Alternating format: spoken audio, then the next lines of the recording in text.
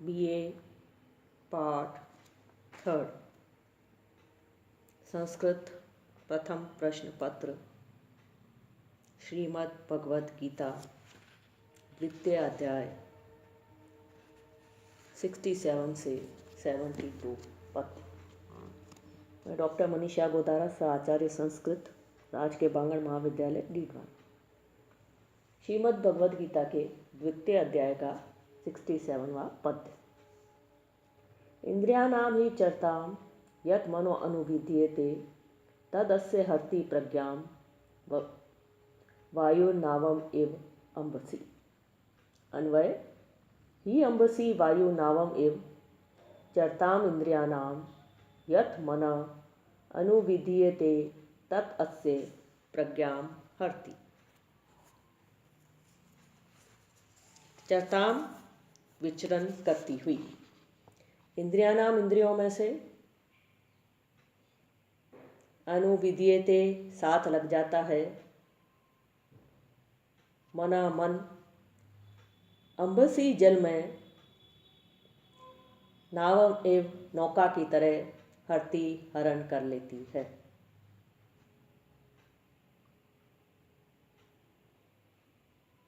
संदर्भ। इंद्रियों के विषयों की ओर आकर्षित होने वाले पुरुष की जो दुर्दशा होती है उसका वर्णन यहाँ करते हुए श्री कृष्ण अर्जुन से कहते हैं कि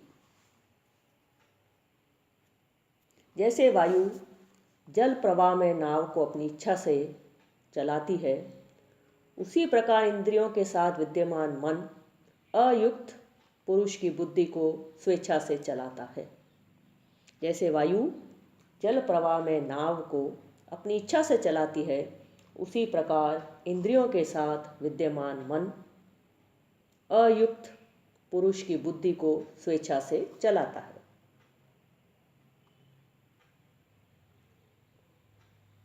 पुनः एक बार, क्योंकि विचरती हुई इंद्रियों में से मन जिस इंद्रिय के साथ लग जाता है, वह एक ही इंद्रिय जल में वायु नाव को जैसे हर लेती है, वैसे ही इसकी बुद्धि का हरण कर लेती है। इंद्रियां चंचल होती हैं, विषयों की ओर सहज भाव से आकृष्ट होती हैं, और जब उनके साथ मन जुड़ जाता है तो वह इन इंद्रियों वाले निष्काम कर्म योग से रहित पुरुष की बुद्धि को इच्छानुसार चलाता है। विशेष वायु नावम एवं अम्बसी दर्शन शास्त्र का एक सुप्रसिद्ध उदाहरण है।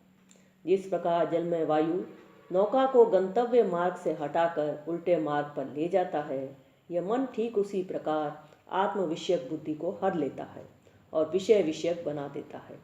विषयों को इंद्रियों के विभाग पूर्वक ग्रहण करने में लगा हुआ मन इस साधक की आत्म अनात्म संबंधी विवेक ज्ञान से उत्पन्न हुई बुद्धि को हर लेता है, अर्थात नष्ट कर देता है।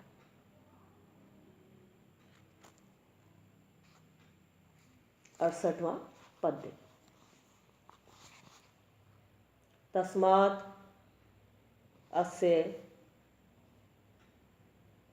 तस्मात् यस्य महाबाहु निगृहीतानि सर्वशः इंद्रियाणि इंद्रिय अर्थेभ्यः तस्य प्रज्ञा प्रतिष्ठिता। अन्वय तस्मात् महाबाहु यस्य इंद्रियाणि सर्वशः इंद्रियेभ्यः निगृहीतानि तस्य प्रज्ञा प्रतिष्ठिता।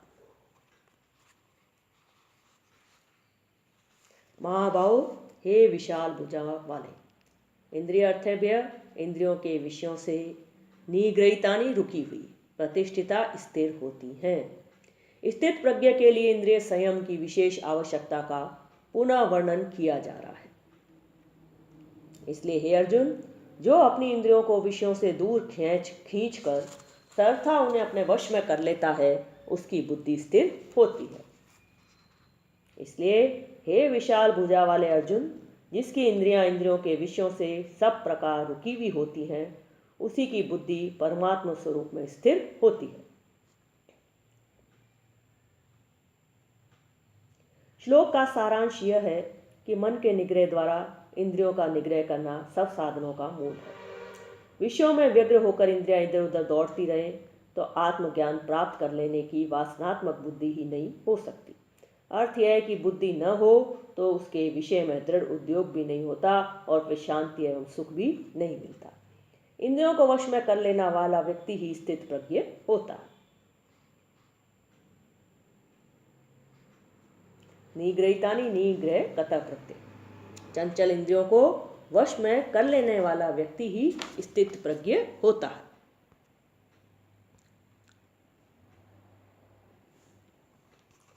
69वां पद्य। या निशा सर्वभूतानां तस्यां जागर्ति संयमी, यस्यां जागृति भूतानि सा निशा पश्यतो मुनि। या निशा सर्वभूतानां तस्यां जागर्ति संयमी, यस्यां जागृति भूतानि सा निशा पश्यतो मुनिः। अन्वय सर्वभूतानां या निशा तस्यां संयमी जागृति, यस्यां भूतानि जागृति पश्यत मुने सा निशा। सर्वभूतानां सब प्राणियों के लिए निशा रात, संयमी स्थित प्रज्ञ, जागृति जागता है, भूतानी सांसारिक प्राणी, पश्यतो मुने ज्ञानवान पुरुष, परमात्मा के तत्व को जानने वाला मुनि। संदर्भ। यहाँ तक स्थित प्रज्ञता में उपयोगी इंद्रिय संयम का निरूपण करने के पश्चात अब पुनः स्थित प्रज्ञ का स्वरूप वर्णन करते हैं। इस पद्य में विषय आसक्त और स्थित प्रज्ञ का अंतर रात और दिन के दृष्टांत से बतलाते हैं।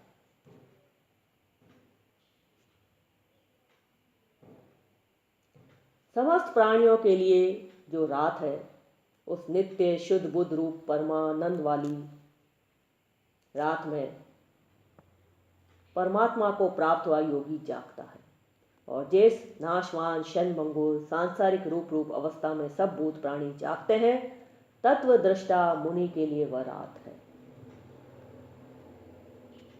सब भूत प्राणियों के लिए जो परमात्म तत्व रात्रि तुल्य है, अर्थात जिस परमात्म तत्व से संपूर्ण भूत प्राणी शून्य है और उससे सोए हुए हैं, उस परमात्म तत्व में योगी पुरुष जागा हुआ है, अर्थात उसमें योग या एकता पाया हुआ है।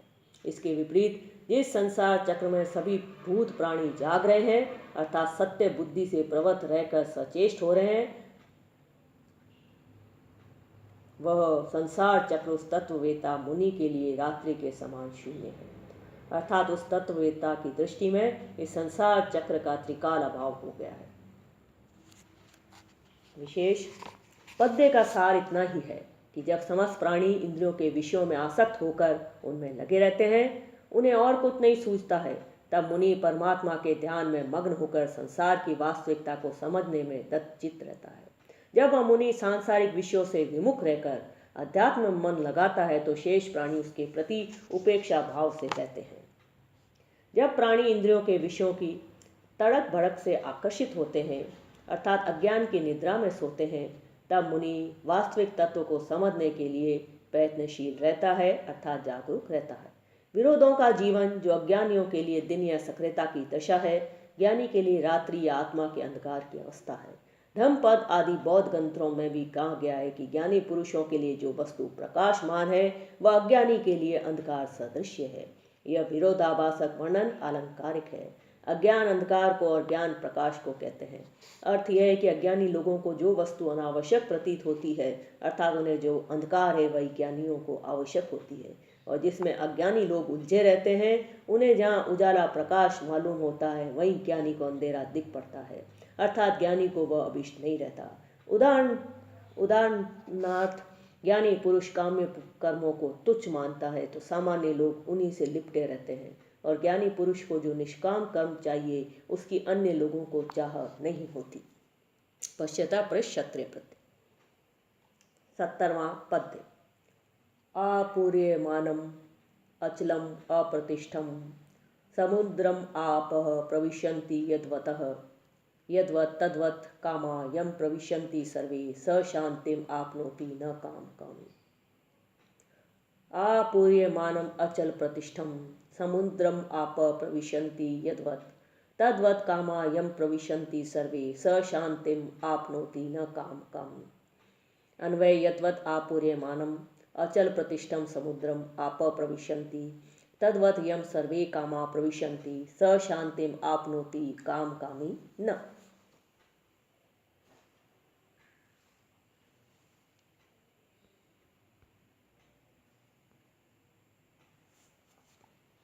अन्वय यद्वत् आपूर्यमानम अचल प्रतिष्ठम समुद्रम आप प्रविशन्ति तद्वत् यम सर्वे कामा प्रविशन्ति स शांतिम आपनोति काम कामी न। यद्वत् जैसे आर्य आपूर्यमानम चारों ओर से परिपूर्ण, अचल प्रतिष्ठितम अचल प्रतिष्ठा वाले, आप नदियों के जल आपनोति प्राप्त करता है, काम कामी भोगों की कामना वाला। त्यागी स्थित प्रज्ञ सन्यासी को ही मोक्ष मिलता है, भोगों की कामना करने वाले को नहीं। इस आशय को समुद्र के दृष्टांत द्वारा प्रस्तुत पद्य में प्रतिपादित किया जा रहा है।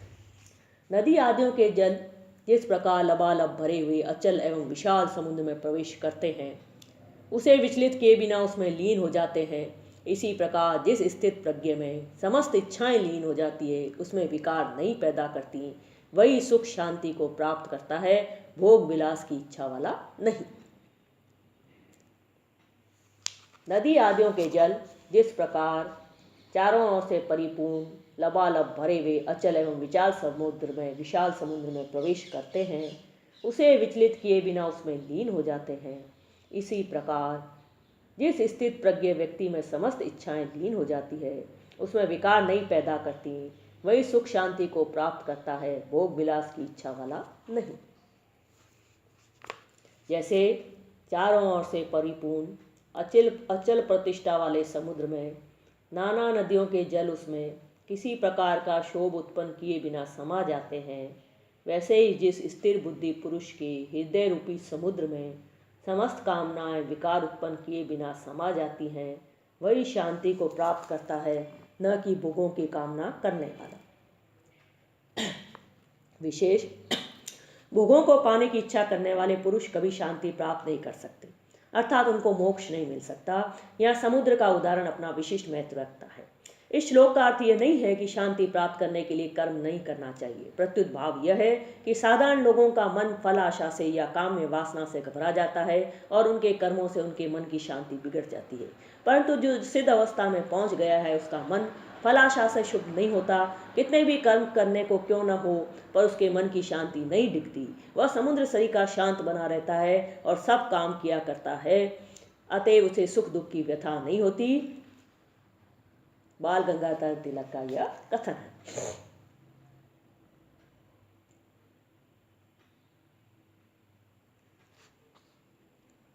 आपूर्यमानम आप ही शांतिम शमतिम अचल प्रतिष्ठम अचला प्रतिष्ठा यस्य तम। 71वां पद्य। विहाय कामान य सर्वान पुमानश्चलति निस्पृह निर्ममो निरंकार स शांतिम अधिगच्छति। अन्वय य पुमान सर्वान कामान विहाय निर्मम निरंकार निस्पृह चरति स शांतिम अधिगच्छति।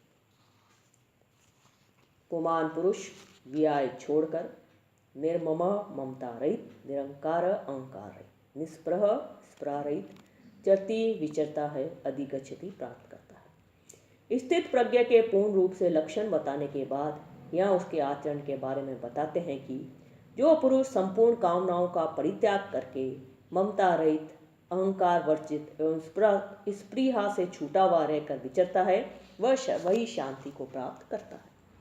जो निष्काम कर्म योगी पुरुष समस्त कामनाओं को त्याग कर ममता अहंकार और स्पृह से शून्य होकर गति करता है, वह शांति को प्राप्त करता है। विशेष यहाँ ब्रह्मरूप होने वाले या सर्व दुखों की निवृत्ति रूप मोक्ष नामक परम शांति को प्राप्त करने वाले स्थित प्रज्ञ अथवा ब्रह्मवेता ज्ञानी के बारे में 3 बातें स्पष्ट की गई है।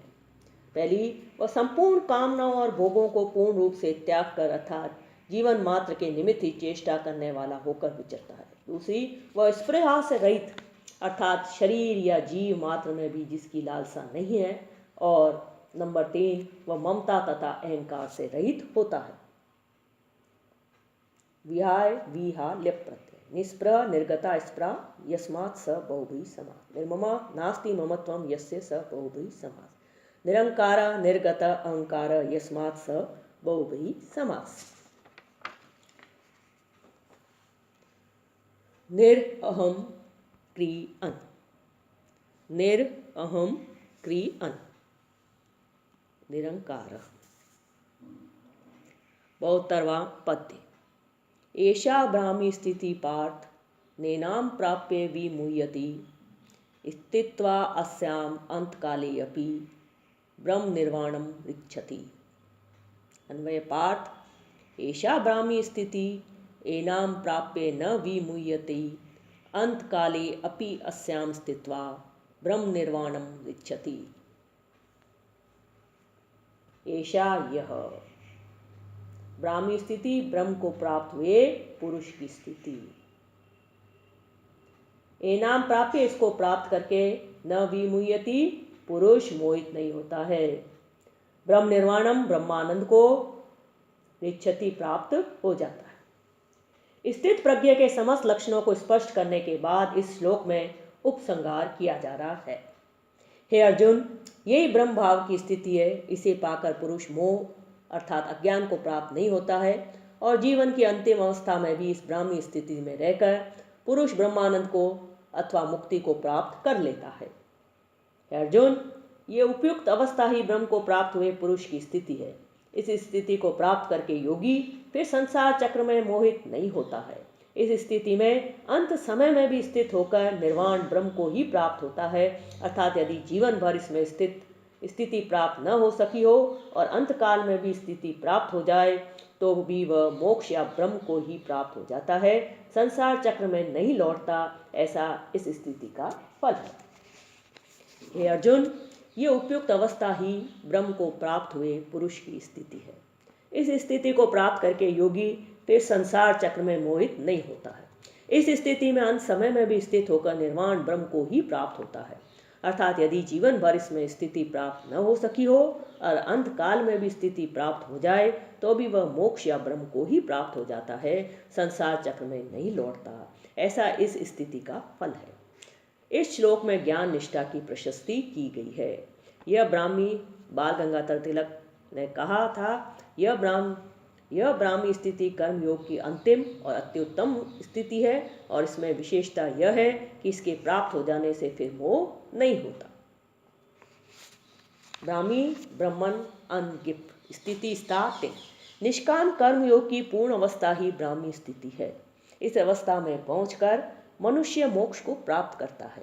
प्राप्य प्राप्ल्यप निर्वाणम निर्गतम वानम गमनम यस्मान तत्प्राप्य ब्रह्मणि निर्वायुच ऋच्छति री लट लकार प्रथम पुरुष एक वचन।